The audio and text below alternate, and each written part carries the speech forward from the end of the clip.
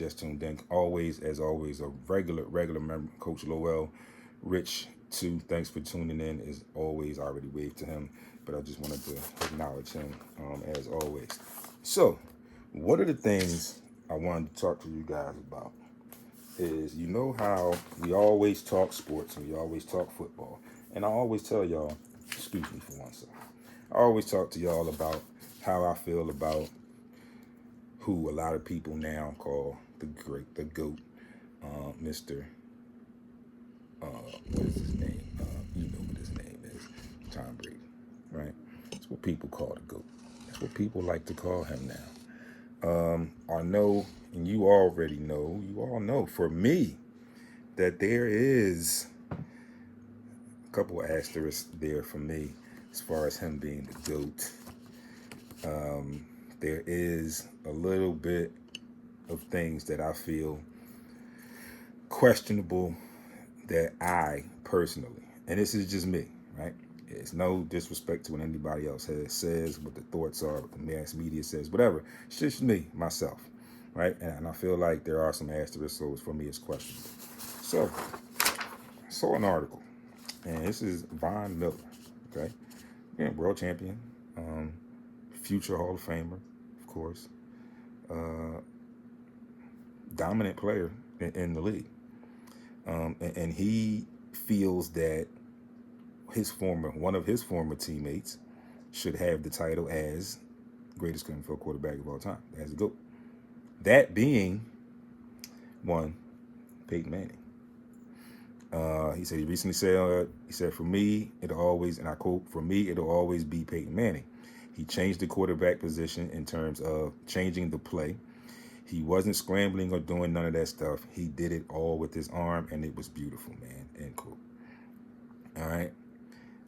Also, to his credit, okay, and backing up giving some support to Von Miller's outlook, his angle, if you will, says, after all, Manning is the only player in NFL history to win league MVP 5 times.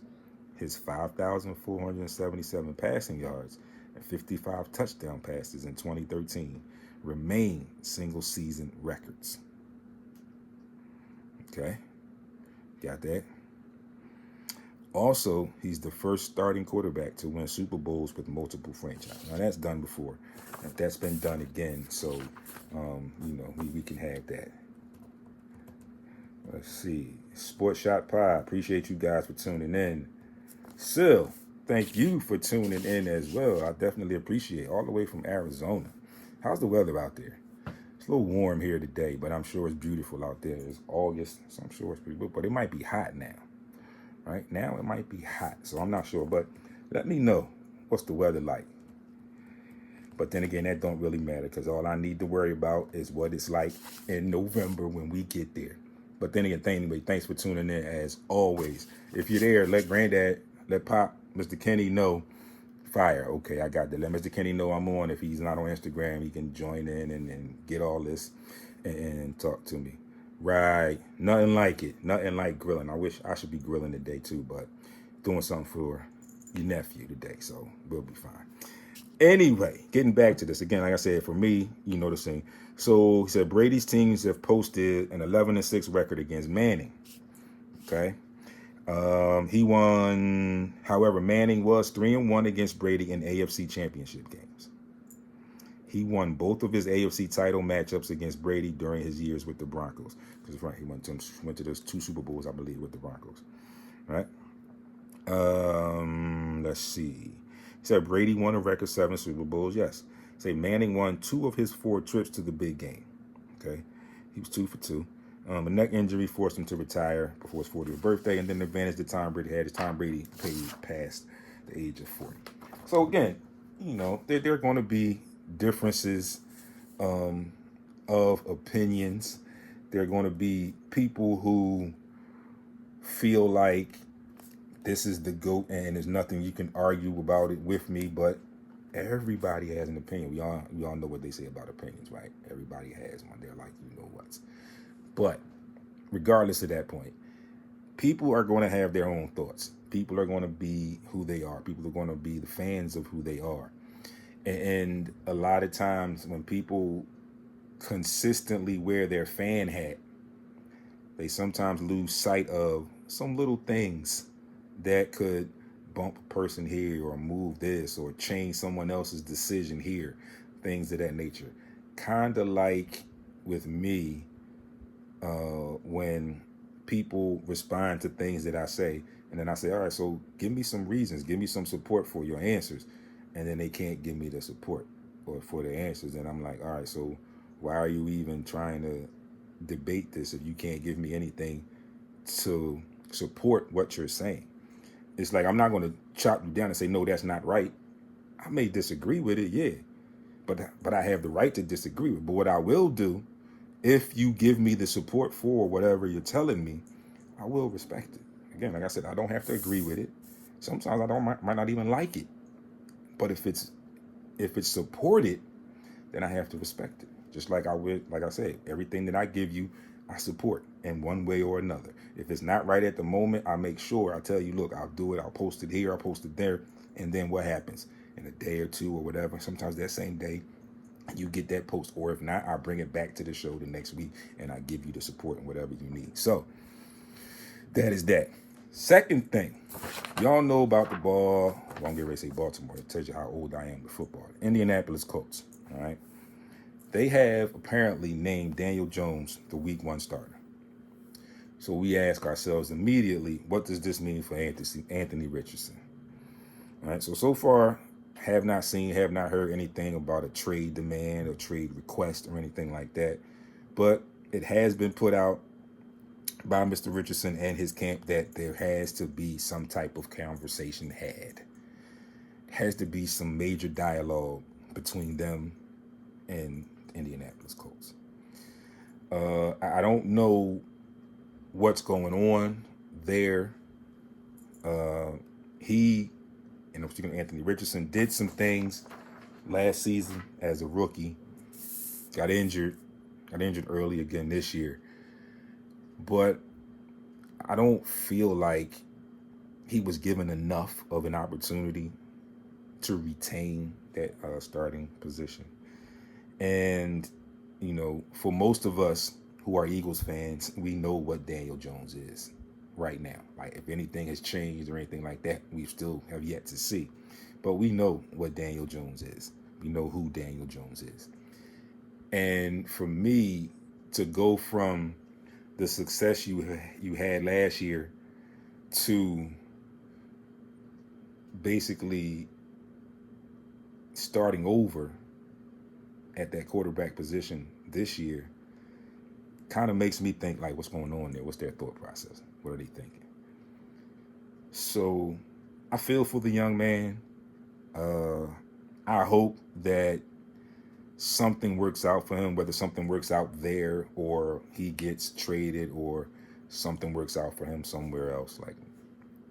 But I think he is an NFL quarterback. I haven't seen enough to say that I think he could be a really, really good quarterback. I think he could be solid. But again, like I said, I haven't seen enough. And right now it's looking like I'm not going to see enough right away because he's not named the starter. So it is what it is. It's Colts' problem to deal with, not ours. Eagles fan. You see that? Eagles fan. Colts' problem to deal with, not ours. So football season is on the way. It is knocking at our doors. All right. Today is August 25th. The season officially starts September the 4th, Thursday night. Philadelphia Eagles at home at the Link versus Dallas Cowboys. Get to raise a banner, Super Bowl number 2. And before you guys get started, Cowboys fans, you say 5 again. That 5 is like, again, VHS is the only way you can watch those 5 again. And God forbid somebody somewhere, anywhere has a VHS, VCR. Anyway, in the modern era, the Eagles 2-upped you. People say 1-upped you because they won it, and they 2-upped you. All right. Get to raise that banner. Drop that on the Cowboys. Division rival. long-time division rival. We've pretty much been back and forth with them, but we usually get the upper hand when we need to. When it counts the most, we usually end up getting the upper hand most recently. So we'll raise that banner again, and rub it in the face of the Cowboys. And then they have to live with that until week 12. So they come here week 1, and you got to live with us raising the banner, and more than likely taking a butt kicking, going back to Dallas, and not seeing us again until week 12. So that stink is going to be there for a while. That pain is going to be there for a while. And again, we all know what the Cowboys are going to say. We'll get y'all the next time. Typically, we've been splitting with the Cowboys, yes, because it's a division rival. Like, the division is usually a race between, has been most recently a race between Eagles, Cowboys, Redskins. Now, all right, Redskins have basically jumped. It was the Redskins and Giants would be back and forth at the bottom. Now the Redskins. So there's a solid 3. Don't know what the Giants are going to do. Like I said, their preseason game, whatever, but we don't know what they're going to do under real live bullets with real live starters and real games that count. So we're still, that jury's still out on that, okay? But again, the race is usually between the Philadelphia Eagles, the Cowboys, and like I said, now the Redskins. Usually, the past couple of years, it's typically been the Eagles or the Cowboys to win the division. The Redskins have gotten better, a lot better. Like I said, maybe a week or two ago, it looked like and it appeared and I felt like the Commanders, I keep saying Redskins, the Commanders were the only team that actually attempted to make some moves in the offseason to try and seriously combat the Eagles. I mean, they had a beating to go into the offseason with, so they had a lot to deal with and a lot to talk about. So I'm sure, like I said, I felt like they were the only ones in the division that actually made some significant moves in a valiant attempt to catch up to the Eagles in that division. Still yet to see what happens. Again, I like everybody's talking about Jaden Daniels, and again, no disrespect from me for Jaden Daniels. I think he's a great quarterback. I think he's going to be a really, really good quarterback in the league. But I gauge these kinds of progressions and labels in at least year 2. And again, the reason I say that is because now teams have tape of you under NFL guidelines. Coming in as a rookie, you can kind of get tendencies and see how he reads things from his college days. But we all know once you get to that pro level, everything is faster. And when I say everything, I mean everything. The general game speed, the players, all right? Like I said, abnormally, you have some defensive linemen that can run as fast as safeties. You don't have that all the time in the college ranking. And again, different. So like I said, that college coming into the pros that first year, like I said, you can kind of gauge some success. You can kind of gauge some tendencies and quirks and all that.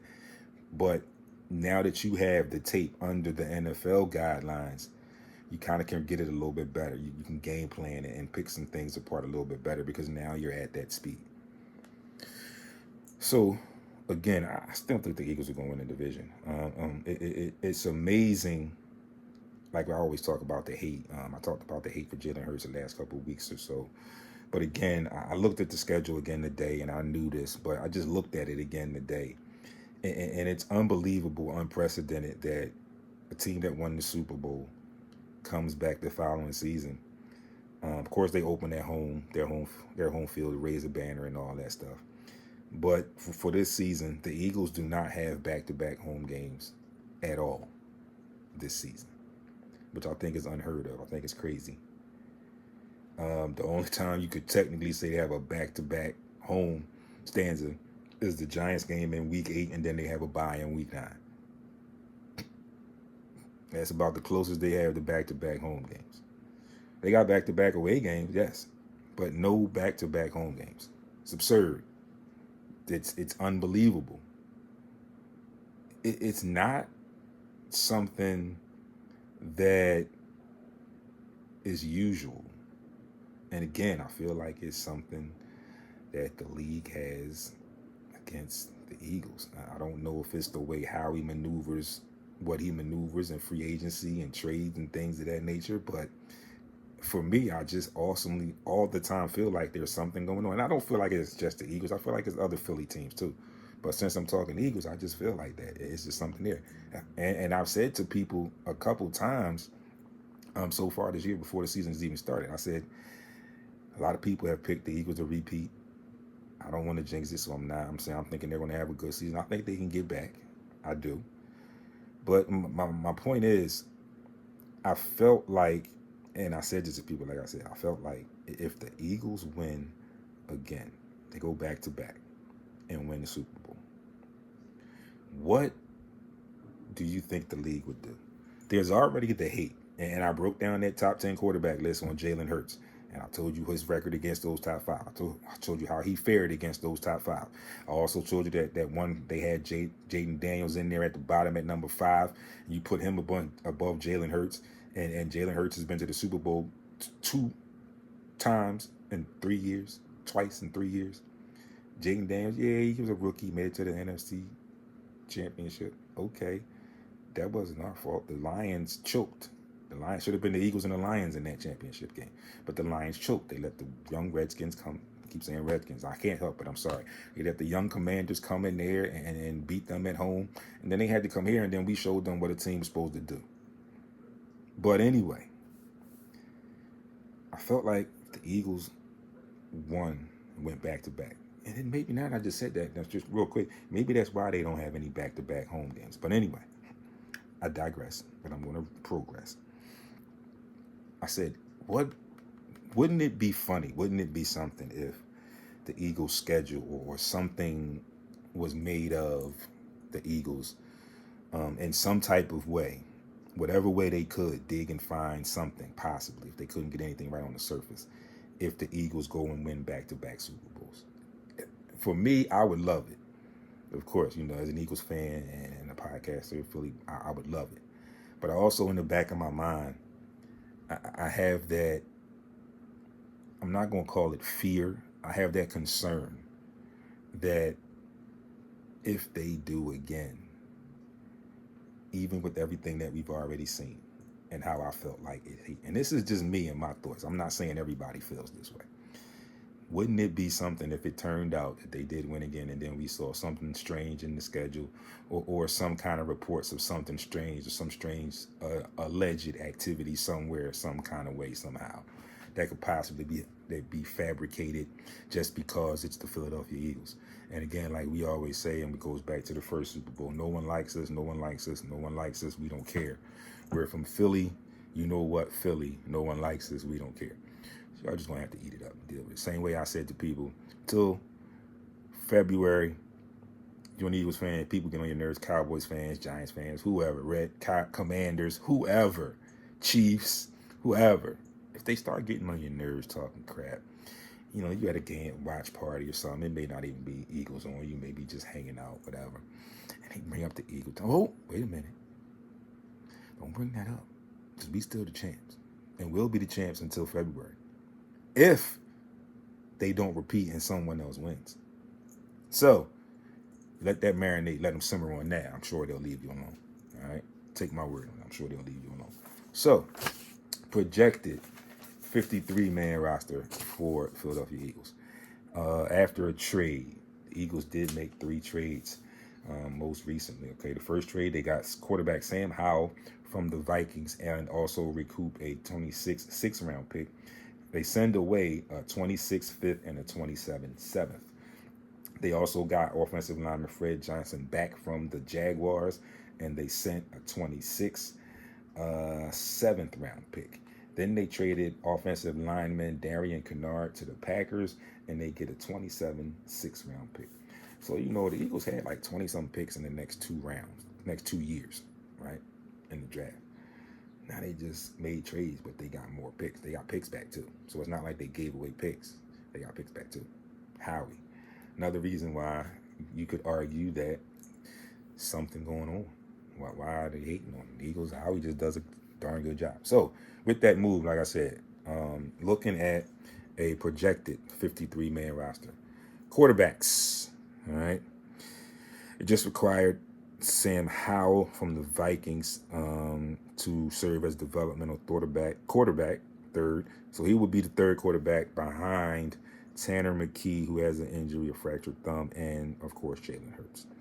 Wide receivers, let's see here.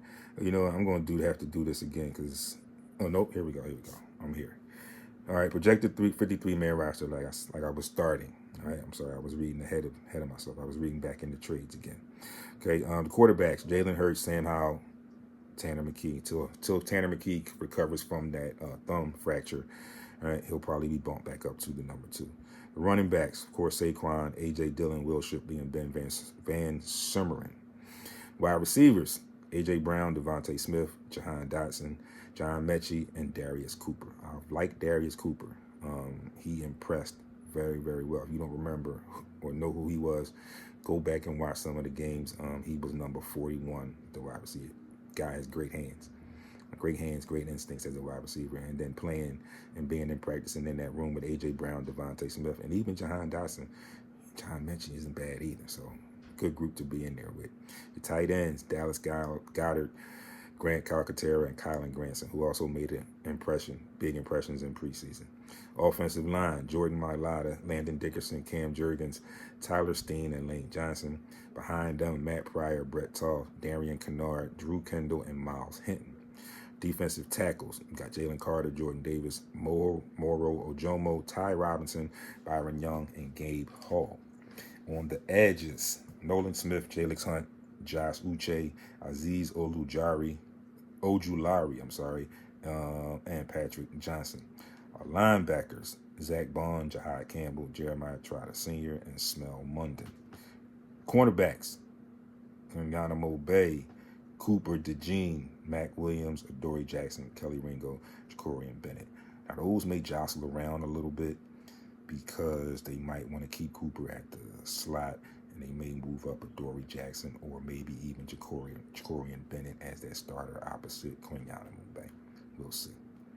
All right, safety, you got Reed Blankenship, Sidney Brown, Andrew Makuba, Tristan McCollum. I think with the little bit of time that he was out, once he gets acclimated, I think Andrew Makuba may bump Sidney Brown. Hopefully Sidney Brown can stay healthy, though. I like Sidney Brown, just hasn't been healthy over the past couple of years. And then our specialists, of course, Jake Elliott, Braden Mann, and Charlie Hewlett. So, not a bad look.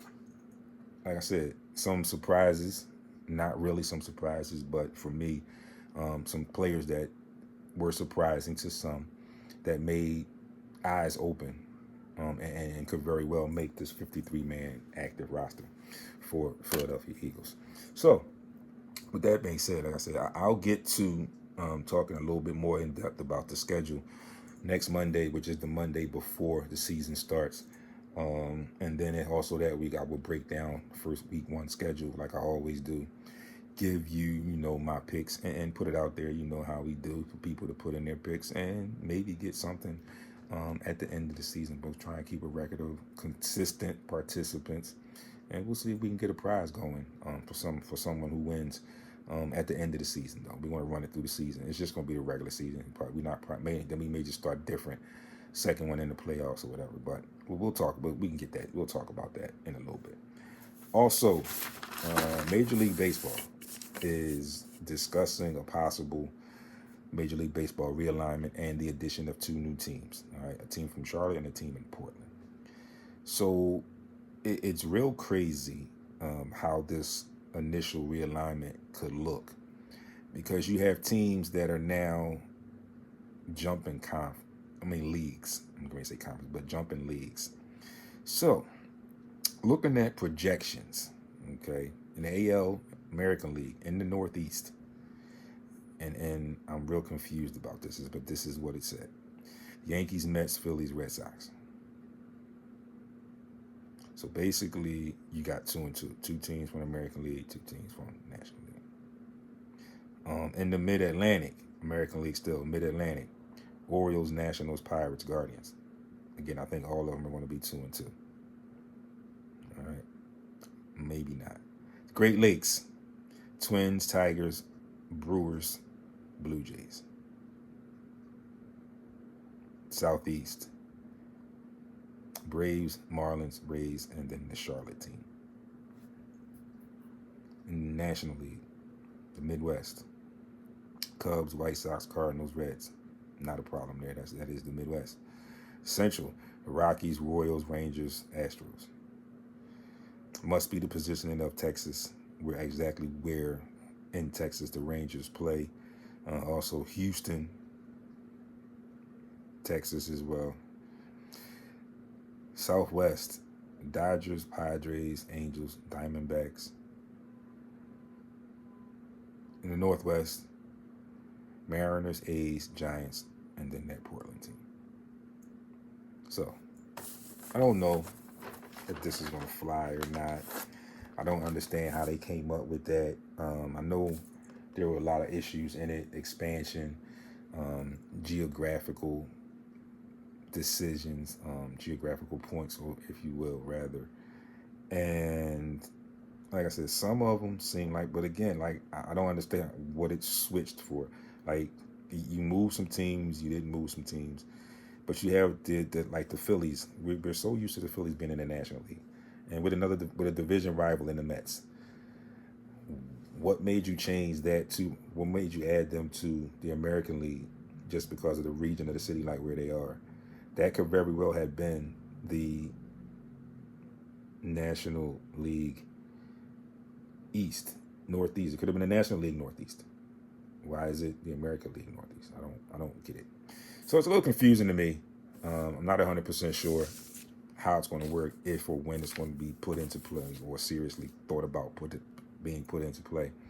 But we will see what happens, right? People, like I always do, whatever information I get, I bring it to you guys. I share it all the time. You know that, and I won't let you down, as I rarely do. We all know this. So, getting to my next topic. And again, like I said, football season is coming. And we talk about crowning a new Super Bowl champion, and they get rings. As we know, you get rewarded rings. And I'm thinking wings, I'm thinking where I'm going. The Eagles rings, right? Eagles rings are great, fantastic. They got them before first game of the season. The Eagles ring is very unique, right? So that kind of goes into what I'm getting into next. But in my next topic, I'm actually focused more on the NBA side of this. And what it is what is now being dubbed and what is very prevalent in the NBA is the ring culture. We can go back a little bit to LeBron James having some comments about the ring culture, and then Stephen A. being combative and proving some points. But then again, I took that with a grain of salt because they're always at each other. But again, like I said, just this particular time in Stephen A.'s defense, considering what LeBron initially said about the ring culture, and then for Stephen A. to come back and come back with the points and the facts that he came back with, it's pretty much right on point. All right, for that particular time, or that particular comment, or those particular comments that were made. So, we all know the ring culture, right? And I'm gonna break this down a little bit, right? So we all know the ring culture, where in today's NBA. Let me start there. In today's NBA, winning championships has become the ultimate measuring stick for greatness, right? While titles have always been important. Social media and sports debate shows have amplified ring culture, where a player's entire career is judged by the number of championships they win. Not that they play in, but they win. Okay? So, origins of and star-driven NBA-driven market, right? So the early NBA era. While championships were always a goal, the concept of ring culture as a definitive measure of individuals' greatness didn't fully form until later. So you had stars like Magic and Larry Bird. They built dynasties, but individual success was still intertwined with team loyalty. So this is what I said, and this is going back to when LeBron made his TV show when he left Cleveland the first time and went to Miami. Right, I'm from that Magic Johnson, Larry Bird era. And again, like you said, like it said here, individual success was still intertwined with team loyalty. So like we said, Magic Johnson, Larry Bird had a running competition from college going into the NBA. Again, we're both in the NBA now.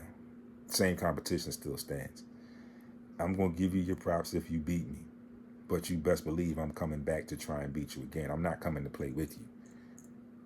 I'm not doing that. I'm going to get myself together and I'm going to come back and I'm going to beat you. Or I'm going to try my damnedest to beat you. And they had the David Stern influence. All right, the marketing under David Stern shifted to focus on star versus star rivals. So they did have that, Magic Bird, Jordan Barkley. Those were increasing ratings and fan engagement. People look forward to seeing that. Legacy and ring count. Focus on individual stars' inevitability led to measuring their impact on winning titles, establishing a foundation for ring count to determine the individual's greatness. You move into the late 2000s, early 2010s. The trend has intensified by now. Media and fans begin to equate a player's legacy almost entirely with their championship rings. The pressure to win. Players seeking their predecessors measured by their ring count. Examples, Michael Jordan, Kobe Bryant, felt immense pressure to win a championship to achieve recognition and respect. All right. Key aspects of the culture. End-all, be-all mentality. Many players today believe a championship is the end-all, be-all for a complete career. If they don't win a championship, then their career in their eyes, a lot of their eyes, was unsuccessful. Team accomplishment is individual versus individual recognition. Well, while a team concept, winning a championship is a team accomplishment, the culture dictates that the ring elevates an individual's legacy and is the only way to achieve ultimate respect, especially in a sport focused on individual stars. And then critiques. You got fans, players, including LeBron James, and analysts view this ring culture as unfortunate, and they argue that it diminishes individual achievements and forces players to compromise for championships. All right. So we got early awards. This is where they talked about the rings and the three-peat chasers. All right. So we also move into another dimension. All right. Well, some more things that people say is entailed in this new ring culture. All right. Valuing rings above all else. The central idea is that the player's legacy is heavily determined by their number of championships. Dismissing ringless greats. Players that didn't win it. Barkley, Iverson, Steve Nash, despite being Hall of Famers, are sometimes ranked lower than players with multiple rings, even though they are widely considered all-time greats. Criticizing super teams. Winning rings by joining already dominant teams, as Kevin Durant did, often leads to accusations of lacking legitimacy. Measuring individual talent. All right, measuring individual talent. It can lead to fans questioning if a player's individual greatness should be discounted if they don't win a ring. Big bro, I missed you there. Thank you for tuning in there. I'm sorry, I missed some comments here. Yeah, Corinne, Sil. I see Anthony Richardson. Yes, should be starting. And Daniel Jones is, yes, as the kids would say, that he is cooked. All right. Measuring individual talent. All right. It can lead to fans questioning if a player's individual greatness should be discounted if they don't win a ring. All right. Criticisms. Oversimplification of greatness. It ignores the factors such as the strength of an era, context, and team dynamics when assessing a player's career. A disregard for team sport. Of course, we know basketball is a team sport. Individual talent isn't the only factor in securing a championship. Disrespects past eras. Critics argue it creates a false standard, comparing players across different eras and challenging the legacies of those who played before the current ring culture took hold. I kind of agree with that because I don't like comparing players in this era to players in past eras, because I always find myself picking or sharing the fact that I feel like more players in the era that I was back in the 90s, 2000s, early 2000s could play in this era now, and then a lot of these players that are in this era now couldn't play back then. But that's just me. It's unfair scrutiny as well. All right, even winning players are sometimes judged more than their losses, and then they say like LeBron. But we know that argument there, right? The ultimate goal. Proponents argue that winning a championship is the ultimate goal of professional sports and what players play for. Absolutely. That is what they play for, right? A lot of them play for the love, but ultimately they want to be named the champion. Significant impact. Star players are considered to have major influence on their team's success, making their championship contributions significant. And then player value. Players themselves often value rings, which is a motivation for ring chasing, which a lot of players do. Ring chasing, ring chasing, ring chasing. All right. Finally, again, another little tidbit I saw, and shout outs to Half Past Noon on Instagram at halfpast.noon. Great content over there, and I like sharing some of their content, so I hope they appreciate me acknowledging them and sharing their content. Like I said, I bring it to you, but I also give you my interpretation of what they said and how I feel about what they said. So again, this was the first thing I saw, birth of the ring culture. All right, it says the cost of a legacy. So it says now greatness has become a script, not a journey. I can agree with that. And it's like everything that I just read to you previously. Greatness has become a script, not a journey. This is where we get that ring culture. It's written. You have to do A, B, and C. This is the script. You got to do this, you got to do this, and you got to do this. It's not just getting yourself there. It's not a journey. It says when players are forced to fit a mold, do we celebrate individuality or are we erasing it? Right now, it feels like individuality is being more celebrated because of this ring culture. And people are dealing with things and wanting those accolades, those personal accolades, right? Stay tuned. You'll understand as I go through. The death of competition. Okay, so for decades, winning championships became the sole measure of a superstar. The narrative simplified history, stripping away context, struggle, and growth. So that part there, it just piggybacks on the opening line in The Cost of a Legacy. Greatness has become a script, not a journey. Here, this whole entire thing, or the second half, the narrative simplified history, stripping away context, struggle, and growth. When you go on a journey, you when you go on this journey, you grow as you go on that journey, right? But the current narrative has stripping that away, right? Now it's a script. It's designed for what you need to do to be here, all right? The founder, and they say Michael Jordan, say Jordan's rise wasn't instant. But what he did was he lost, learned, and evolved with the help of teammates and structure. But his myth became one of invincibility and rewriting history. So we know the story behind this, right? Let's break it down. His rise wasn't instant. We know what happened. He broke his foot early.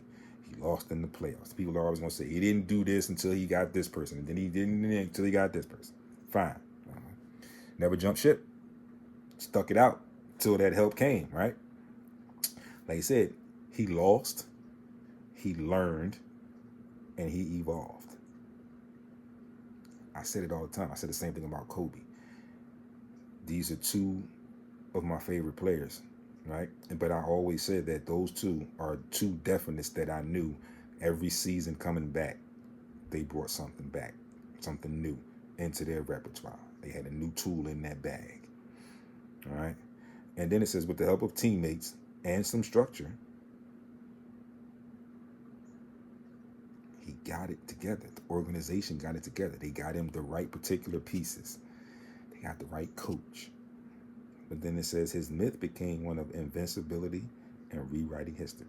So once he got it, once he learned, after he lost, and then he evolved, he made it his.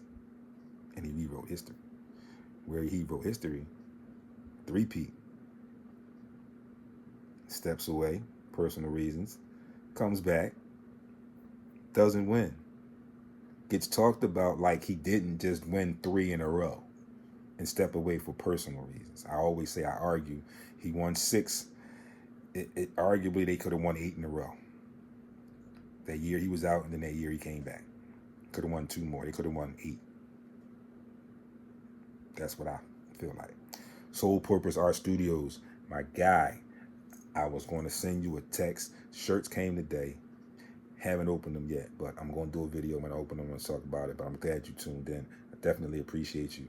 And I got some ideas. I got some plans on where I want to wear them. So it's going to work. Don't worry. Trust me. It's going to work out in a way that we both will like. All right. I'm sure. But again, I appreciate you. Definitely. People, if y'all want some good t-shirts, artist, friend now, all right, business associate now, soul _ purpose _ art _ studios _ all right, so that's soul purpose art studios underscores after each word, including the end after studios. Go check your stuff out. Tell them SportsRap sent you, and order you some t-shirts or some other artwork. All right, some anime, some sports stuff on there. Just check it out. All right, make sure you check him out. All right, again, I definitely appreciate you. So again, like I said, rewriting history. Again, I argue that they could have won 8, but again, getting to my point, 3. Steps away, personal reasons, comes back, he gets beat. And again, media begins to, as we would say, clown, make light of the situation. Like he didn't just win 3 straight. Okay. What does he do? Took everything that he learned and kept evolving. And they came back and won 3 straight. Again. No teams have done that. Nobody's done that. And again, like I said, at the height where he was, the first 3, and then to prove the point, the second 3, imagine if he had never stepped away. Again, I argue they could have won 8. It's very possible that they could have won 8. And I'm saying 8, and that's 8 in a row. I'm not saying just 8. I could have said they could have won 3, 4, 5, and then the other 3. All right. The heretic, LeBron James. All right. LeBron James didn't get the same grace. His greatness was measured against Jordan's from day one. And when he took control of his path, he was vilified for it. Well, you will have some people that argue this. And this was somewhat what Stephen A. Smith said when he talked about LeBron's comments about the ring culture. He said, well, when you came into the league, you were a Michael Jordan fan. You wore number 23, yada, yada, yada. Right? But it says he was vilified for it. So, again, hell of a career. Right? I'm not going to knock that. And again, I'm not a huge LeBron fan, but I'm a basketball fan. So, and I'm going to keep it 100 with you. I'm going to keep it funky. Hell of a career. Hell of an athlete. For me, as a basketball fan, and from the basketball that I've seen from when I first started getting into it, and as I've grown and evolved again with the game, haven't seen anything like it in a while. And the reason I say that is because of his size and the things that he can do at his size and now currently at his age. So I definitely, give him credit for all of that. Now, I'm not saying that I don't like him. I can't give him credit. No, I'm giving him credit. Like I said, I'm just not a huge fan, or what some people would say a LeBron sexual, whatever like that is. I'm not that. I'm basketball fan. Yes, I like a lot of the things that he can do on the basketball court. I'm impressed at some of the things at a lot of things he can do on the basketball court. Again, for me, at his size, and right now, most recently at his age, I'm impressed. Right? But again, when we go back into this ring culture, and at one point I talked about chasing and how the ring became the definition of the star. LeBron James, drafted by Cleveland, was the hometown native, didn't get it done there, and then it starts. So now he's got to go to Miami. And again, like I said, for me, the whole thing about him going to Miami was not a big issue for me, because at the time I knew that was what was going on with free agency with a lot of these young folks, young players in that nature. My issue was just, why did it have to be a whole TV show? I felt like that was a little bit too much, but that's just me. But again, you went to another team to win a ring. Of course, yeah, you went back to Cleveland and you won one there too. But again, for me, watching basketball, seeing what I saw, and again, not taking anything away from LeBron James being who he was when he went back to Cleveland, whatever, I still say, without Kyrie Irving hitting that jump shot at the end of that game, they don't win that championship. All right, that's just me. And then we have the martyr, Kevin Durant. KD played the game for love, but the game didn't really love him back. He did what people demanded. He won, but allegedly in the wrong way. And for that he was hated and is still hated. What we mean by that, in the wrong way, because you always hear us talk about play the right way. The wrong way, he went and joined the Golden State Warriors, who had already won rings, who was already a dominant team, who had just beat you the season before you joined them, and then you go join them. It's where you made your mistake. And we talked about it when it happened, the issue between him and Draymond. And again, for me, no issues, no fault in Draymond's behalf with what he said, because Draymond basically told him, dude, we won before you got here, so it is what it is.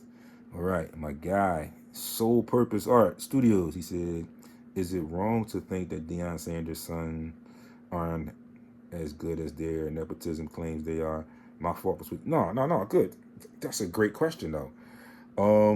And for me to answer that, honestly, I feel like not Shador, but Shiloh.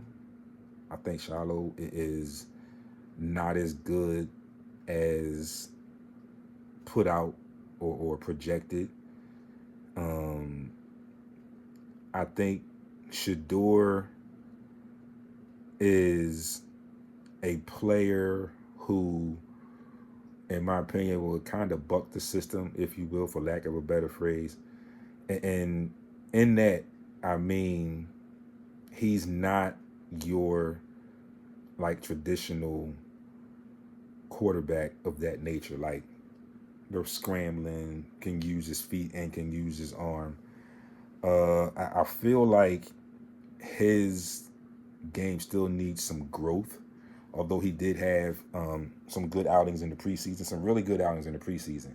But again, like I say, it was against some backups, some people that are trying to get jobs. And when you get to the real deal, we get to, we get live bullets, things change. I think he still needs some growth there. I do feel like he should have went well before he went in the draft, though. Arguably, again, for me, still one of the top quarterbacks. And again, like I said, he should have gone well before where he went in the draft. But yeah, typically to answer your question, I think there is a little bit in that for me. Maybe not for anybody else, but for me, I think there needs to be some growth in Shador. Like I said, I feel like he's one of those loose cannons. And this is not a discredit to him and his game. I just feel like now you're in the NFL, you might have to put some restraints on that loose cannonness, if that's a real word. If not, I just made it up. But and then again, Shiloh, good college career, and I just don't know where he fits right now. So yes, to answer your question, I don't think that's wrong at all. Right? I don't think it's wrong. Thanks for that too. That was a great question. I definitely appreciate that. And I like questions like that. They keep me They keep me on my game. They keep me sharp. Definitely appreciate it. And again, that question may pop back up in a few weeks or so. I'm going to remember it. And just that point may pop back up in a little bit, in a few weeks, since football season is starting. All right. So again, the ring culture, like I said, yeah, he did. Absolutely. Yep. So again, I appreciate all the support, everybody that tuned in today. Again, the ring culture, it is what it is. Like I said, I broke that down for you. The video will be up tomorrow, the next day, or whatever. You can backtrack and get it. Audio will go up soon as well. But you have to make sure you pay attention, folks. All right, pay attention to a lot that's going on around you. Pay attention to me, because I'm going to give you everything that I need to give you sports-wise, as much as you can take, and straight from the point. And again, I'm going to give it to you both sides. I'm going to tell you how I feel about it as a fan, and I'm going to try to explain things to you from the business side, or the business aspect, so you understand why trades happen, why players get moved, why players get waived, why players get cut, why coaches get fired, general managers, all that kind of stuff that goes on, why some players get certain contracts and some don't, all that kind of stuff. I like to keep you abreast of that, so you understand and be more of a fan, more knowledgeable as a fan, and you get to love the game a little bit more. Monday night games, Major League Baseball. Red Sox, Orioles, Braves, Marlins, Rays, Guardians, Nationals, Yankees, Twins, Blue Jays, Phils, Mets. Should be a good one.